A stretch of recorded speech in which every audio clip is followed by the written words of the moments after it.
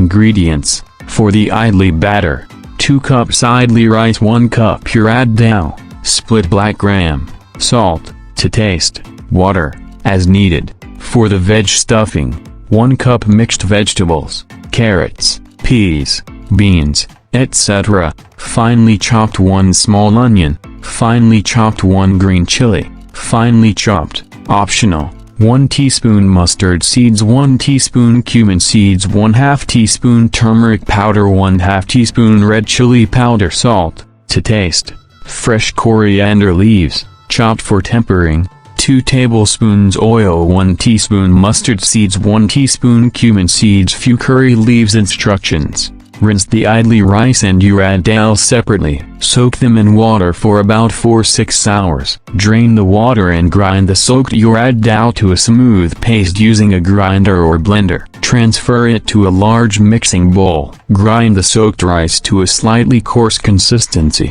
Add it to the mixing bowl with the ground urad dal. Mix well to combine. Add salt to the batter and mix again. Cover the bowl and let the batter ferment in a warm place for 8-10 hours or overnight. Heat oil in a pan and add mustard seeds. Let them splutter. Then add cumin seeds and curry leaves. Add chopped onions and green chilies. If using, saute till the copyright until the onions turn translucent. Add the mixed vegetables and cook until they are tender. Add turmeric powder, red chili powder, and salt. Mix well and cook for a few more minutes. Turn off the heat and add fresh coriander leaves to the vegetable mixture. Mix everything together and let it cool. Grease the idli plates with oil. Pour a spoonful of the fermented idli batter into each mold, filling it halfway. Add a spoonful of the